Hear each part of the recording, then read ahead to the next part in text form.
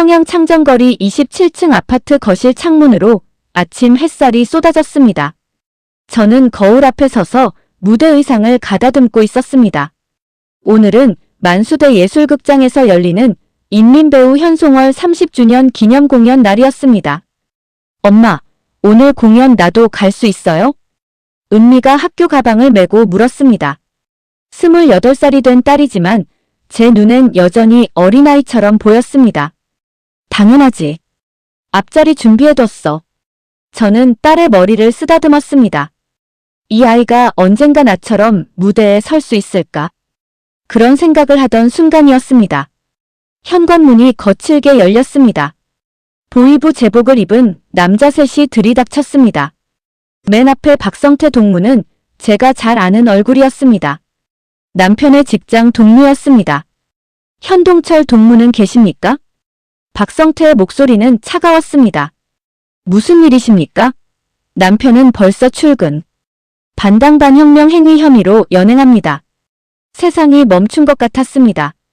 침실에서 나온 남편의 얼굴이 새하얗게 질렸습니다. 저는 남편에게 달려가려 했지만 보이부원이 가로막았습니다. 현송월 동무 방해하시면 동무도 같이 가셔야 합니다. 남편은 제 눈을 바라보며 입모양으로 말했습니다. 은미를 부탁해. 그것이 마지막이었습니다. 남편은 수갑도 채워지지 않은 채 끌려갔습니다. 아니, 스스로 걸어갔습니다. 마지막 순간까지 제 앞에서 품위를 지키려 했던 것입니다. 엄마. 은미가 떨리는 목소리로 제 옷깃을 잡았습니다. 괜찮아. 아빠는 아무 잘못도 안 하셨어. 곧 돌아오실 거야. 거짓말이야. 나도 알아. 보이부에 한번 끌려가면. 그날 공연은 취소됐습니다. 아니, 제가 취소시켰습니다. 무대 감독이 전화로 인민의 기대를 저버리시렵니까? 라고 따졌지만 저는 수화기를 내려놓았습니다. 창밖 평양 시내가 여전히 아름답게 빛났습니다. 대동강변의 버드나무, 웅장한 주체 사상탑, 깨끗하게 정돈된 거리. 30년간 제가 사랑했던 이 도시가 갑자기 거대한 감옥처럼 느껴졌습니다. 저녁 무렵 현관문 앞에 흰 봉투가 놓여 있었습니다. 안에는 단 한 장의 쪽지. 남편분의 최후 모습을 보고 싶으시면 입 조심하십시오. 박성태 손이 떨렸습니다. 최후 모습이라니. 아직 재판도 안 했는데. 저는 그제야 깨달았습니다. 남편은 이미 죽은 목숨이라는 것을. 밤새 잠을 이루지 못했습니다. 은미는 제 품에 안겨 흐느꼈습니다. 28년을 살면서 처음 보는 딸의 눈물이었습니다. 엄마, 아빠는 정말 무슨 잘못을 하신 거예요? 아니야. 아빠는 잘못이 없어. 그래, 잘못은 없지. 단지 박성태가 탐낸 기술 자료를 넘겨주지 않았을 뿐이야. 새벽 5시, 저는 거실 소파에 앉아 지난 30년을 되짚었습니다. 18살에 평양음악무용대학에 입학했을 때부터 22살에 첫 주연을 맡았을 때, 30살에 인민배우 칭호를 받았을 때까지 모든 순간이 박자에 맞춰 살아온 인생이었습니다. 당의 박자, 체제의 박자, 권력의 박자, 하지만 이제 그 박자가 제 남편의 숨을 끊으려 하고 있었습니다. 3일이 지났습니다. 남편에 대한 소식은 전혀 없었습니다. 제 전화기는 조용했습니다. 평소라면 하루에도 수십 통씩 걸려오던 공연 제의, 방송 섭외, 각종 행사 요청이 단 한 통도 오지 않았습니다. 이미 소문이 퍼진 거야. 저는 창정거리를 걸으며 주변 사람들의 시선을 느꼈습니다.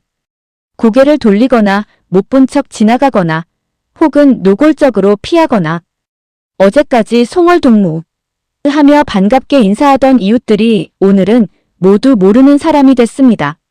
넷째 날 아침 우체부가 정식 공문서를 가져왔습니다. 현송월 동무, 수령장 여기 부탁합니다. 떨리는 손으로 봉투를 뜯었습니다. 북한 국가보위성 공식 서류였습니다. 수용자 현동철 51세는 2025년 10월 20일 급성 심근경색으로 사망하였음을 통지합니다. 유족의 시신 인수는 불가하며 나머지 글자들이 흐려졌습니다. 손에서 서류가 떨어졌습니다. 엄마. 은미가 제 옆에 있었습니다. 딸도 그 서류를 봤습니다. 거짓말이에요. 아빠가 심장병이 있었던 것도 아닌데. 은미야. 저는 딸을 꼭 껴안았습니다. 급성 심근경색. 수용소에서 가장 흔한 사인이지. 고문의 다른 이름. 그날 저녁 또 편지가 왔습니다. 이번엔 익명이었습니다. 송월 동무의 딸 은미도 곧 같은 길을 갈 것이오. 음악대학에서 불운한 남조선 노래를 불렀다는 제보가 들어왔소. 편지를 읽는 제 손이 부들부들 떨렸습니다. 은미까지. 내 딸까지 건드리려고. 저는 즉시 은미의 방으로 갔습니다. 은미야, 학교에서 무슨 노래 불렀니? 엄마, 저는 그냥 친구들이랑 연습실에서. 무슨 노래? 봄날은 간다요. 영화 음악이라고 했어요. 저는 고개를 감싸 쥐었습니다. 남조선 영화 OST. 그것도 하필이면 이산 가족 이야기. 은미야, 누가 그 노래를 가르쳐줬니? 친구 수진이가 USB에서. USB. 외부 매체. 이건 정말 위험해. 저는 그 밤 잠들지 못하고 결정을 내렸습니다. 30년 영광, 인민배우 칭호, 창정거리 아파트. 이 모든 것을 버리기로. 여기 남으면 은미도 죽는다. 나도 죽는다. 아니, 죽는 것보다 더 끔찍한 일을 당한다. 새벽 4시, 저는 침대 밑 금고를 열었습니다. 그 안에는 30년간 받은 표창장들, 금메달들, 그리고 외화벌이로 받은 달러 지폐 뭉치가 있었습니다. 모두 합쳐 2만 달러 정도였습니다. 이걸로 브로커를 구해야 해. 평양에는 암암리의 탈북을 도와주는 사람들이 있다는 소문을 들었습니다. 주로 무역회사 간부들이나 국경 지역 군인들이었습니다. 하지만 저는 그런 사람들을 만나본 적이 없었습니다. 인민배우라는 지위 때문에 감히 접근조차 하지 못했겠죠. 하지만 이제는 다르다. 나는 더 이상 인민배우가 아니라 살아남아야 할 엄마일 뿐이야. 아침 8시, 저는 평소 알고 지내던 무역회사 지배인 최동무에게 전화를 걸었습니다. 최동무, 저 현송월입니다. 급한 일이 있어서 그러는데 오늘 점심 같이 할 수 있겠습니까? 아, 송월 동무. 제가 오늘은 부탁입니다. 식사 대접하겠습니다. 긴 침묵 끝에 그가 대답했습니다. 옥류관 12시에 뵙겠습니다. 옥류관 2층 특실에서 최동무를 만났습니다. 그는 제 얼굴을 보자마자 알았습니다. 송월 동무, 위험한 생각 하시는 겁니까? 저는 조용히 고개를 끄덕였습니다. 남편분 일로 들었습니다. 하지만 동무는 유명인이십니다. 탈출하시면 국가적 망신이. 최동무. 저는 그의 손을 잡았습니다. 제 딸을 살려야 합니다. 도와주십시오. 최동무는 한참을 고민하다가 작은 쪽지를 건넸습니다. 함경북도 회령에 사람이 있습니다. 이 번호로 연락하세요. 하지만 송월 동무 비용이 만만치 않습니다. 얼마입니까? 1인당 1만 달러. 두 분이시니 2만 달러 준비했습니다. 최동무의 눈이 커졌습니다. 정말 결심하신 겁니까? 네. 더 이상 박자에 맞춰 살고 싶지 않습니다. 그날 저녁, 저는 은미에게 모든 것을 말했습니다. 딸은 울지 않았습니다. 오히려 제 손을 꼭 잡으며 말했습니다. 엄마, 저도 여기서 나가고 싶었어요. 아빠가 돌아가신 이유를 알게 됐을 때부터요. 우리 모녀는 그 밤 서로를 껴안고 새벽까지 대화를 나눴습니다. 자유로운 세상에 대한 상상, 진짜 노래를 부를 수 있는 무대, 누구의 눈치도 보지 않는 삶. 동철아, 당신 유언대로 은미를 지킬게. 어떤 대가를 치르더라도. 일주일 동안 저는 조용히 준비했습니다. 표창장과 금메달을 암시장에 팔았습니다. 평양에도 이런 물건을 사는 수집가들이 있었습니다. 주로 외국 관광객들에게 되파는 중국 상인들이었습니다. 인민배우 현송월의 표창장이라. 이건 프리미엄이 붙겠는데요? 그냥 빨리 처리해주세요. 가격은 상관없습니다. $3,000를 더 마련했습니다. 이제 총 $23,000. 브로커 비용에 중국과 제3국을 거치는 여행 경비까지 충분한 금액이었습니다. 회령의 브로커와 연락이 닿았습니다. 그의 목소리는 놀라울 정도로 침착했습니다. 송월 동무, 평양에서 직접 오시는 분은 처음입니다. 하지만 동무는 특별 관리가 필요하겠습니다. 얼굴이 너무 알려져 있으니까요. 어떻게 하면 됩니까? 일단 평양에서 회령까지는 기차로 오세요. 관광객 신분으로 위장하고. 그리고 회령역에서 제 사람이 픽업할 겁니다. 은미도 같이 갑니다. 가족 동반은 더 어렵습니다. 비용이 $30,000 드리겠습니다. 전화 너머로 잠시 침묵이 흘렀습니다. 알겠습니다. 하지만 조건이 있습니다. 출발 전에 마지막 공연을 하나 하세요. 네. 갑자기 사라지면 수상합니다. 은퇴 공연이라도 하나 하고 떠나세요. 그래야 추적이 늦어집니다. 마지막 무대라. 저는 묘한 감정을 느꼈습니다. 30년 동안 서왔던 무대를 떠나는 것. 두렵기도 하고 후련하기도 했습니다. 알겠습니다. 3일 후 만수대 예술극장에서 인민배우 현송월 송별 공연이 열렸습니다. 공식적인 이유는 건강상의 이유로 잠시 휴식이었습니다. 극장은 만석이었습니다. 당 간부들, 평양 시민들, 그리고 제 평생을 함께한 동료 예술인들. 무대 뒤에서 의상을 입으며 거울을 봤습니다. 52세의 제 얼굴. 주름이 깊어졌지만 눈빛만은 30년 전 18살 소녀처럼 빛나고 있었습니다. 이게 마지막이야. 이 거짓된 박자에 맞춰 추는 마지막 춤. 무대에 올랐습니다. 1,000명이 넘는 관객들이 박수를 쳤습니다.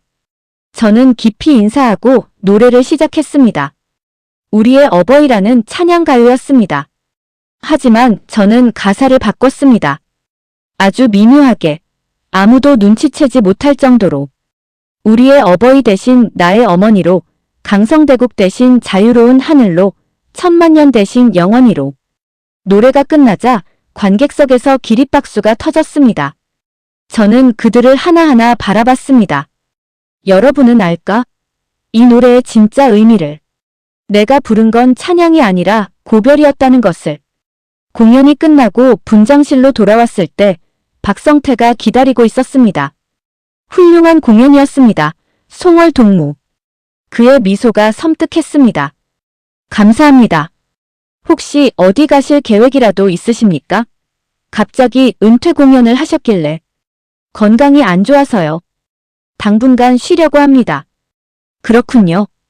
그런데 송월 동무 따님은 요즘 어떻습니까? 음악대학에서 잘 지내고 계십니까? 제 심장이 뛰었습니다. 은미를 건드리려는 거야. 잘 지내고 있습니다. 걱정해 주셔서 감사합니다.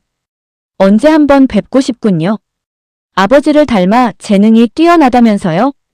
기회가 되면요. 박성태는 비웃듯 고개를 끄덕이고 나갔습니다. 저는 그가 사라진 후에야 한숨을 내쉬었습니다. 시간이 없어. 빨리 떠나야 해. 그날 밤 저는 은미와 함께 짐을 쌌습니다. 옷 몇 벌, 돈, 그리고 남편의 유품인 낡은 메트로놈. 그것이 전부였습니다. 엄마, 이거 꼭 가져가야 해요? 은미가 메트로놈을 가리키며 물었습니다. 그래. 아빠가 너한테 주고 싶어 했던 거야. 새벽 4시, 우리는 평양역으로 향했습니다. 택시 기사에게 회령 친척 집에 간다고 말했습니다. 기사는 별 의심 없이 우리를 역에 내려줬습니다. 기차는 6시에 출발했습니다. 저는 창밖으로 멀어지는 평양을 바라봤습니다. 주체 사상탑, 대동강, 창정거리. 안녕, 내 청춘. 안녕, 거짓된 영광. 은미가 제 손을 꼭 잡았습니다. 엄마, 무서워요. 나도 무서워. 하지만 함께니까 괜찮아. 기차가 속도를 냈습니다. 평양이 점점 작아졌습니다. 그리고 저는 처음으로 느꼈습니다. 진짜 박자는 여기가 아니라는 것을. 회령역에 도착한 것은 밤 10시였습니다. 플랫폼에 내리자 차가운 바람이 얼굴을 때렸습니다. 평양과는 전혀 다른 공기였습니다. 국경 도시 특유의 살벌함과 긴장감이 느껴졌습니다. 현 동무십니까? 낯선 남자가 다가왔습니다. 40대 중반쯤 돼 보이는 키 작은 사내였습니다. 네, 맞습니다. 저를 따라오세요. 빨리. 우리는 역 뒤편 골목으로 빠져나갔습니다. 남자는 낡은 승합차로 우리를 안내했습니다. 여기서 국경까지는 30분 거리입니다. 하지만 검문소가 3곳 있습니다. 만약 걸리면. 알고 있습니다. 차가 출발했습니다. 창밖으로 어두운 회령 시내가 지나갔습니다. 평양처럼 화려한 불빛은 없었습니다. 간간히 보이는 가로등만이 우리 차를 비췄습니다. 첫 번째 검문소를 통과할 때였습니다. 보초병이 차창을 두드렸습니다. 신분증. 운전사가 서류 뭉치를 건넸습니다. 그 안에 우리 신분증도 포함되어 있었습니다. 브로커가 미리 준비한 위조 신분증이었습니다. 보초병이 손전등으로 제 얼굴을 비췄습니다. 저는 숨을 참았습니다. 통과. 첫 관문을 넘었습니다. 하지만 제 심장은 여전히 미친 듯이 뛰고 있었습니다. 두 번째, 세 번째 검문소도 무사히 지나갔습니다. 드디어 우리는 두만강 하류의 작은 마을에 도착했습니다. 여기서부터는 걸어야 합니다. 강까지 1km. 우리는 캄캄한 산길을 걸었습니다. 은미가 제 옷깃을 꼭 잡고 따라왔습니다. 엄마, 정말 괜찮을까요? 괜찮아. 조금만 더 가면 돼. 30분을 걸었을까요? 갑자기 앞에서 물소리가 들렸습니다. 두만강이었습니다. 저기 보이십니까? 저 불빛이 중국입니다. 강 건너편에 희미한 불빛이 보였습니다. 불과 50m도 안 되는 거리였습니다. 하지만 그 50m가 생사의 경계였습니다. 이 시간에는 순찰대가 교대하는 시간입니다. 15분 안에 건너야 합니다. 브로커의 사람이 작은 고무보트를 꺼냈습니다. 타세요. 빨리. 우리가 보트에 오르려는 순간이었습니다. 거기서 뒤편에서 고함 소리가 들렸습니다. 손전등 불빛이 우리를 비췄습니다. 국경 수비대다. 꼼짝 마. 제 머릿속이 하얗게 변했습니다. 끝이야. 여기서 끝이야. 하지만 브로커의 사람이 재빨리 총을 꺼냈습니다. 다. 지금. 그가 공중에 총을 쐈습니다. 탕. 탕. 수비대원들이 잠시 주춤했습니다. 그 사이 우리는 보트에 올라탔습니다. 노저어요. 빨리. 은미와 저는 미친 듯이 노를 저었습니다. 뒤에서 총소리가 들렸습니다. 탕. 탕탕. 물기둥이 우리 옆에서 솟아올랐습니다. 엄마. 숙여. 고개 숙여. 보트가 강 한가운데를 지났습니다. 중국이 점점 가까워졌습니다. 뒤편의 총소리가 점점 멀어졌습니다. 그때였습니다. 손전등 불빛 속에서 한 사람의 얼굴이 보였습니다. 박성태였습니다. 현송월. 내가 어디로 도망가든 내가 찾아낼 거다. 그의 목소리가 강물을 타고 울려왔습니다. 어떻게 여기까지. 하지만 생각할 시간이 없었습니다. 보트가 중국 땅에 닿았습니다. 뛰어. 빨리. 브로커의 또 다른 사람이 우리를 끌어당겼습니다. 우리는 강둑을 기어올랐습니다. 진흙투성이가 됐지만 상관없었습니다. 중국 땅이었습니다. 처음으로 북한이 아닌 곳에 발을 디뎠습니다. 저는 그 자리에 주저앉아 울었습니다. 은미도 울었습니다. 우리는 서로를 껴안고 한참을 울었습니다. 송월 동무, 울 시간 없습니다. 빨리 이동해야 합니다. 중국 브로커가 우리를 서둘렀습니다. 우리는 대기 중이던 차에 올라탔습니다. 차창 밖으로 두만강이 보였습니다. 저편 북한 땅에서 손전등 불빛들이 여전히 움직이고 있었습니다. 박성태. 그가 어떻게 알았을까? 하지만 중요한 건 우리가 살아남았다는 것이었습니다. 차가 출발했습니다. 우리는 중국의 어둠 속으로 사라졌습니다. 은미가 제 어깨에 머리를 기댔습니다. 엄마, 우리 성공한 거예요? 아직 멀었어. 하지만 첫 발을 뗐어. 창밖으로 중국의 야경이 지나갔습니다. 북한보다 훨씬 밝았습니다. 간판도, 자동차도, 사람도 많았습니다. 이게 바깥 세상이구나. 저는 처음으로 웃었습니다. 30년 만에 처음 느끼는 진짜 자유의 시작이었습니다. 중국에서의 한 달은 악몽 같았습니다. 우리는 연변 지역의 한 조선족 가정집 지하실에 숨어 지냈습니다. 창문도 없는 좁은 방에서 은미와 저는 숨죽이며 살았습니다. 언제까지 여기 있어야 해요? 은미가 물었습니다. 제3국 비자가 나올 때까지야. 브로커가 처리 중이래. 실제로 중국은 우리에게 안전한 곳이 아니었습니다. 중국 공안에 적발되면 바로 북송되기 때문이었습니다. 우리는 유령처럼 살아야 했습니다. 어느 날 밤, 은미가 아버지의 메트로놈을 만지작거리고 있었습니다. 엄마, 이거 왜 이렇게 무거워요? 원래 나무로 만든 거라 무거워. 아니에요. 뭔가 이상해요. 은미가 메트로놈을 자세히 살펴봤습니다. 그리고 밑바닥에 작은 틈을 발견했습니다. 엄마, 여기 봐요. 메트로놈의 바닥판이 열렸습니다. 그 안에 작은 종이 뭉치가 들어있었습니다. 저는 떨리는 손으로 종이를 펼쳤습니다. 남편 동철이의 필체였습니다. 송어라, 은미야. 이 편지를 읽고 있다면 내가 이미 세상을 떠난 후일 것이다. 나는 박성태가 요구한 기술 자료를 넘겨줄 수 없었다. 그것은 우리 인민을 더 강하게 통제하는 도구가 될 것이기 때문이다. 나는 양심을 지키기로 했고 그 대가를 치를 준비가 되어 있다. 송어라, 나는 당신이 30년간 얼마나 힘들게 살았는지 안다. 체제의 박자에 맞춰 춤추고 노래하며 진짜 자신을 숨기고 살았다는 것을. 나도 마찬가지였다. 하지만 은미만큼은 다르게 살 수 있기를 바란다. 누구의 눈치도 보지 않고 진짜 자신의 박자로 살 수 있기를. 이 메트로놈은 내가 음대 다닐 때부터 사용하던 것이다. 하지만 진짜 박자는 이 기계가 아니라 심장에서 나온다는 것을 잊지 마라. 은미야, 아빠가 너에게 주고 싶은 것은 단 하나다. 자유롭게 노래할 수 있는 권리. 사랑한다, 우리 가족. 그리고 미안하다. 편지를 읽는 내내 눈물이 멈추지 않았습니다. 은미도 소리 없이 울고 있었습니다. 아빠, 아빠. 은미가 편지를 가슴에 안고 흐느꼈습니다. 저는 딸을 꼭 껴안았습니다. 은미야, 아빠의 뜻을 이뤄줘야 해.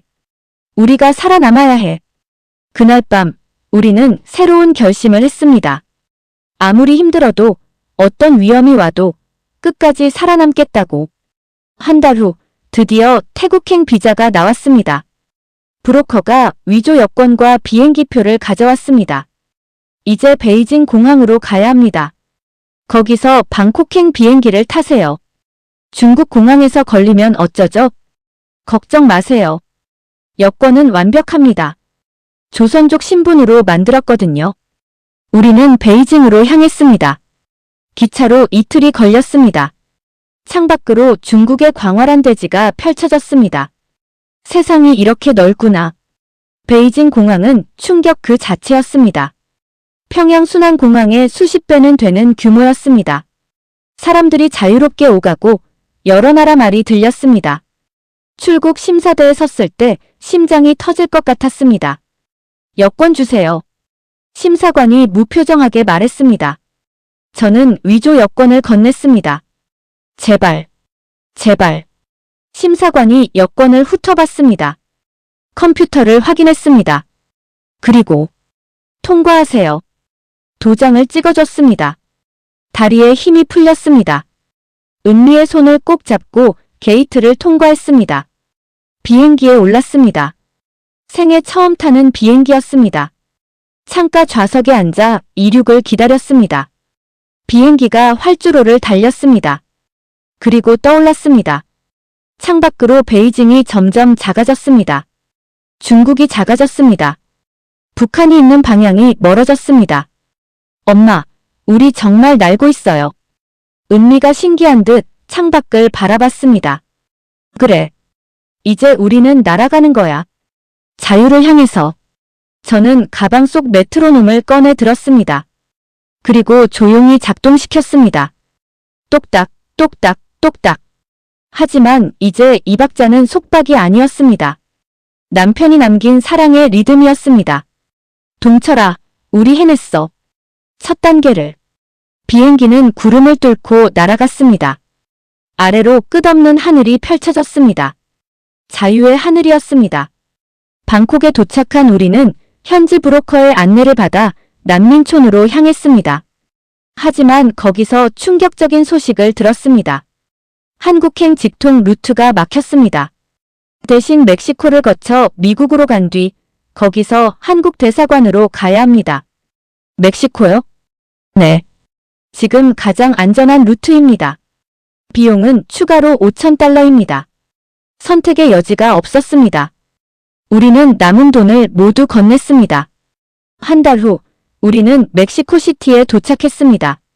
태국에서 출발해 중동, 남미를 거친 긴 여정이었습니다. 몸도 마음도 지쳐 있었습니다. 여기서 미국 국경까지는 육로로 이동합니다. 3일 정도 걸립니다. 현지 한인 브로커가 설명했습니다. 3일이요? 네. 버스로 가다가 마지막엔 걸어서 국경을 넘어야 합니다. 우리는 낡은 버스에 올랐습니다. 승객은 우리 외에도 10명 정도 더 있었습니다. 모두 다른 나라에서 온 난민들이었습니다. 버스는 멕시코 북부의 사막지대를 달렸습니다. 창밖으로 끝없는 황토색 대지가 펼쳐졌습니다. 이틀째 되는 날 저녁이었습니다. 버스가 갑자기 멈췄습니다. 무슨 일이야? 앞쪽에서 운전사가 누군가와 이야기하고 있었습니다. 그리고 곧 3명의 남자가 버스에 올라탔습니다. 모두 내려. 스페인어로 소리쳤습니다. 한인 브로커가 긴장한 표정으로 통역했습니다. 카르텔입니다. 조용히 하세요. 심장이 얼어붙었습니다. 카르텔. 멕시코 마약 조직. 우리는 버스에서 내렸습니다. 사막 한가운데였습니다. 해는 이미 지고 있었습니다. 돈. 전부 내놔. 카르텔 남자들이 우리를 협박했습니다. 사람들이 주머니에서 돈을 꺼냈습니다. 너희들 중국인이지? 한 남자가 우리를 가리켰습니다. 아니요, 한국인. 같은 거야. 얼마 있어? 없습니다. 거짓말. 검사해. 남자가 제 가방을 뺏었습니다. 그 안에 메트로놈이 들어있었습니다. 이게 뭐야? 그냥 악기입니다. 가치 없어요. 닥쳐. 남자가 메트로놈을 바닥에 던졌습니다. 메트로놈이 부서졌습니다. 안 돼. 은미가 소리쳤습니다. 그리고 부서진 메트로놈을 주우려 달려갔습니다. 은미야. 남자가 은미의 팔을 잡았습니다. 이 여자 젊네. 같이 가자. 손 떼. 저는 남자에게 달려들었습니다. 하지만 다른 남자가 저를 밀쳤습니다. 저는 모래바닥에 쓰러졌습니다. 엄마. 은미를 놔줘요. 그때였습니다. 한인 브로커가 나섰습니다. 기다리세요. 제가 돈 더 드릴게요. 얼마? 1만 달러. 그러니까 그 여자는 놔주세요. 남자들이 웃었습니다. 1만 달러. 너한테 그런 돈 있어? 있습니다. 여기. 브로커가 허리춤에서 뭔가를 꺼내려는 순간 총소리가 울렸습니다. 탕. 브로커가 쓰러졌습니다. 아. 사람들이 비명을 질렀습니다. 다음은 누구야? 카르텔 남자가 총을 우리에게 겨눴습니다. 여기서 죽는 거야? 이렇게? 하지만 저는 포기할 수 없었습니다. 은미를 지켜야 했습니다. 저는 모래를 한 움큼 집어 남자의 얼굴에 뿌렸습니다. 으악! 남자가 눈을 감았습니다. 그 사이 저는 은미의 손을 잡고 뛰었습니다. 뛰어! 사막으로! 쏴! 뒤에서 총소리가 울렸습니다. 탕! 탕탕! 제 귓가를 스치는 소리가 들렸습니다. 우리는 미친 듯이 뛰었습니다. 사막의 선인장 사이로, 바위 뒤로, 어둠 속으로. 얼마나 뛰었을까요? 더 이상 총소리가 들리지 않았습니다. 우리는 큰 바위 뒤에 숨어 숨을 헐떡였습니다. 엄마, 엄마. 은미가 떨고 있었습니다. 저도 떨고 있었습니다. 괜찮아. 살았어. 우리 살았어. 사막의 밤은 추웠습니다. 우리는 서로를 껴안고 떨었습니다. 동철아, 우리 정말 살아남을 수 있을까? 이렇게까지 힘들어야 하나? 하지만 저는 알고 있었습니다. 포기하는 순간 모든 것이 끝난다는 것을. 동틀 무렵 우리는 다시 걷기 시작했습니다. 북쪽으로, 미국 국경을 향해. 발이 부르트고 입술이 터졌습니다. 하지만 멈추지 않았습니다. 그리고 이틀 후 드디어 철조망이 보였습니다. 미국 국경이었습니다. 미국 국경을 넘는 것은 생각보다 쉬웠습니다. 철조망 아래 작은 구멍을 통과하자 미국 국경 순찰대가 우리를 발견했습니다. 스타프, 핸즈업. 우리는 손을 들었습니다. 하지만 이번엔 두렵지 않았습니다. 오히려 안도했습니다. 코리언, 위아 코리언 레퓨지즈. 은미가 영어로 외쳤습니다. 음악대학에서 배운 영어가 이렇게 도움이 될 줄이야. 순찰대는 우리를 이민국 사무소로 데려갔습니다. 그곳에서 우리는 한국어 통역을 만났습니다. 북한에서 오셨습니까? 네. 한국 대사관에 가고 싶습니다. 알겠습니다. 절차를 진행하겠습니다. 2주 후 우리는 로스앤젤레스 한국 총영사관에 입성했습니다. 태극기를 본 순간 무릎이 꺾였습니다. 엄마, 은미도 울고 있었습니다. 우리는 영사관 계단에 앉아 한참을 울었습니다. 영사관 직원이 우리를 따뜻하게 맞아줬습니다. 고생 많으셨습니다. 이제 안전합니다. 그 말을 듣는 순간 지난 6개월간의 긴장이 한꺼번에 풀렸습니다. 저는 그 자리에서 기절하듯 쓰러졌습니다. 깨어났을 때 병원 침대였습니다. 은미가 제 옆에 앉아 있었습니다. 엄마, 괜찮아요? 응. 나 어떻게 된 거야? 탈진이래요. 3일 동안 주무셨어요. 3일이나. 저는 창밖을 바라봤습니다. 로스앤젤레스의 푸른 하늘이 보였습니다. 은미야, 우리 정말 해냈구나. 네, 엄마. 한 달 후, 우리는 인천공항에 도착했습니다. 비행기 문이 열리고 발을 내디딘 순간 한국의 공기를 마셨습니다. 이게 나만의 공기구나. 같은 한반도인데 이렇게 다르구나. 공항 입국장은 평양순환공항과는 차원이 달랐습니다. 수많은 사람들이 자유롭게 오가고 웃고 떠들었습니다. 누구도 감시하지 않았습니다. 통일부 직원이 우리를 맞이했습니다. 환영합니다. 대한민국에 오신 것을 환영합니다. 대한민국. 내가 평생 듣지 못했던 단어. 아니, 들어도 입 밖에 낼 수 없었던 단어. 우리는 정부에서 제공한 차를 타고 공항을 나왔습니다. 차창 밖으로 인천의 거리가 펼쳐졌습니다. 고층 빌딩, 자동차, 네온사인, 편의점, 카페. 모든 것이 신세계였습니다. 은미야, 저기 봐. 편의점 앞에 차를 세웠습니다. 저는 차에서 내려 편의점으로 걸어갔습니다. 문을 열고 들어가는 순간 멈춰 섰습니다. 진열대 가득한 상품들. 라면, 과자, 음료수, 빵. 평양에서는 특권층만 가질 수 있던 것들이 여기엔 넘쳐났습니다. 어서 오세요. 전원이 밝게 인사했습니다. 감시하는 눈빛이 아니었습니다. 진짜 환영이었습니다. 저는 라면 하나를 집어들었습니다. 신라면. 나만 라면이라고 들었던 것입니다. 계산대로 갔습니다. 가격표를 봤습니다. 1,000원. 1,000원이면 북한 돈으로 얼마지? 아, 이제 그런 계산은 의미 없구나. 돈을 내고 밖으로 나왔습니다. 편의점 앞 벤치에 앉았습니다.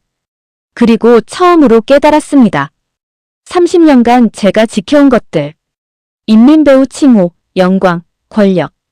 그 모든 것이 얼마나 무의미했는지. 진짜 자유는 이렇게 평범한 편의점에서 라면 하나를 자유롭게 사는 것이었습니다. 눈물이 흘렀습니다. 멈출 수가 없었습니다. 은미가 제 옆에 앉았습니다. 엄마, 왜 울어요? 행복해서. 처음으로 진짜 행복해서. 은미도 울었습니다. 우리는 편의점 앞 벤치에서 서로를 껴안고 한참을 울었습니다. 지나가던 사람들이 우리를 쳐다봤지만 아무도 신고하지 않았습니다. 아무도 감시하지 않았습니다. 그저 자신들의 길을 갔습니다. 이게 자유구나. 누구의 눈치도 보지 않는 것. 차가 다시 출발했습니다. 우리는 하나원으로 향했습니다. 북한 이탈 주민 정착 교육기관이었습니다. 창밖으로 한국의 풍경이 지나갔습니다. 저는 가슴속에 메트로놈을 떠올렸습니다. 멕시코 사막에서 부서진 그 메트로놈.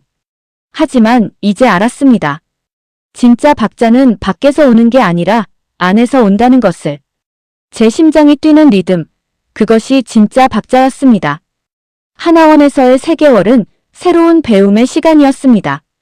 한국 사회를 이해하는 법, 경제 시스템, 민주주의, 그리고 무엇보다 선택의 자유를 배웠습니다. 송월 씨, 앞으로 어떤 일을 하고 싶으세요? 상담사가 물었습니다. 글쎄요.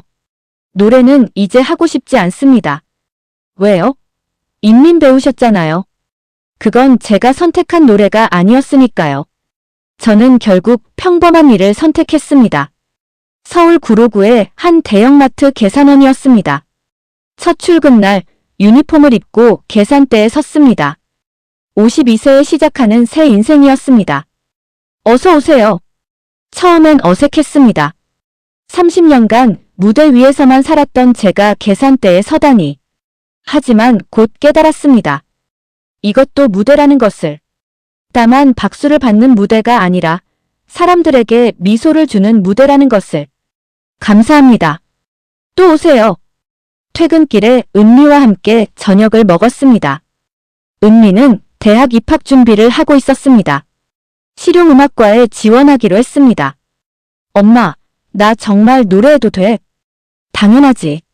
내가 부르고 싶은 노래를 불러. 아빠가 원하던 거지. 그래. 아빠가 가장 원하던 거야. 6개월이 흘렀습니다. 어느 날 은미가 들뜬 얼굴로 돌아왔습니다. 엄마, 광화문에서 통일기원 공연이 열린대요. 탈북민들도 참여할 수 있대요. 통일 공연? 네. 엄마, 우리 같이 나가요. 엄마는 인민 배우셨잖아요.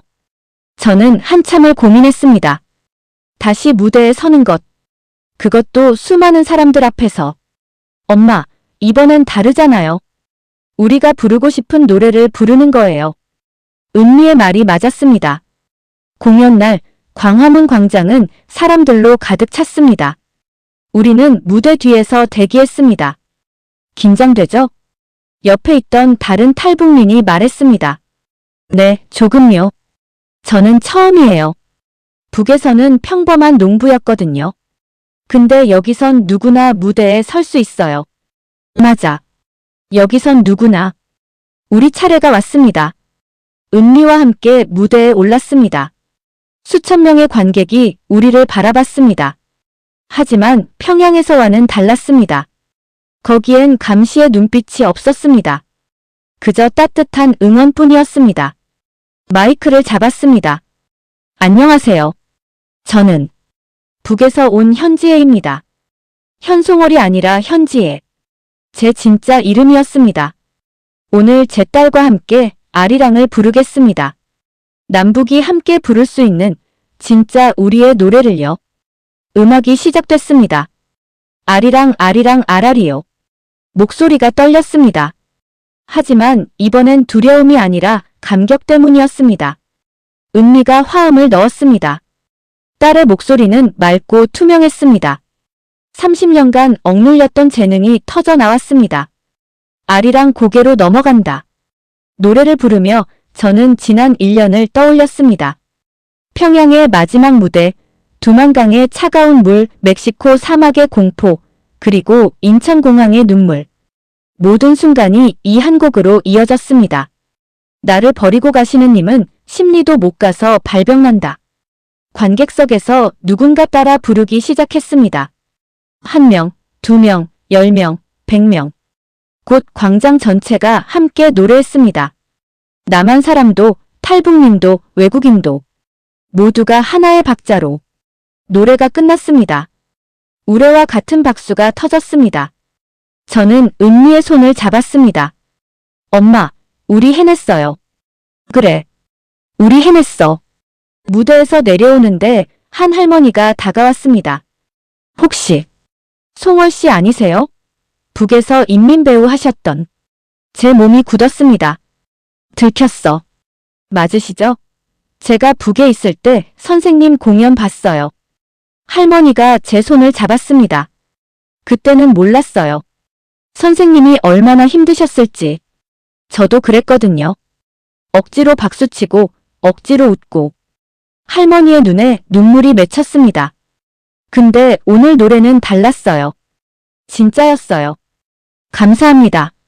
제 눈에서도 눈물이 흘렀습니다. 감사합니다. 이렇게 말씀해 주셔서. 집으로 돌아오는 길, 은미가 물었습니다. 엄마, 행복해요? 응. 정말 행복해. 아빠도 기뻐하실까요? 저는 하늘을 올려다봤습니다. 서울의 밤하늘에 별이 빛나고 있었습니다. 그럼 아빠가 가장 원하던 거니까. 집에 도착해 작은 방에 들어갔습니다. 책상 위에 부서진 메트로놈 조각을 모아둔 상자가 있었습니다. 저는 그 조각들을 만졌습니다. 동철아, 나 이제 알았어. 진짜 박자는 이 기계에서 나오는 게 아니라는 것. 제 가슴에 손을 얹었습니다. 심장이 뛰고 있었습니다. 뛰. 불규칙하지만 힘차게. 누구의 명령도 아닌 제 의지로. 이게 내 박자야. 이게 내 인생이야. 창밖으로 서울의 야경이 보였습니다. 수많은 불빛이 반짝였습니다. 각자의 박자로 살아가는 사람들의 불빛. 저도 이제 그중 하나가 됐습니다. 평양의 여왕이 아니라 서울의 평범한 엄마로. 인민배우 현송월이 아니라 마트 계산원 현지혜로. 하지만 이번엔 진짜였습니다. 진짜 저였습니다. 은미가 방문을 열고 들어왔습니다. 엄마, 내일 뭐 해요? 응, 출근해야지. 너는? 학원 가야 해요. 입시 준비. 그래. 열심히 해. 내가 하고 싶은 노래 실컷 할 수 있도록. 네. 은미가 방으로 들어갔습니다. 저는 다시 창밖을 바라봤습니다. 여기가 끝이 아니야. 여기가 시작이야. 52세에 시작하는 새 인생. 늦었지만 이제야 제대로 시작하는 진짜 인생. 저는 조용히 웃었습니다. 그리고 작은 목소리로 노래했습니다. 아리랑 아리랑 아라리요. 이번엔 누구의 지시도 누구의 감시도 없이 오직 제 마음이 시키는 대로 진짜 제 박자로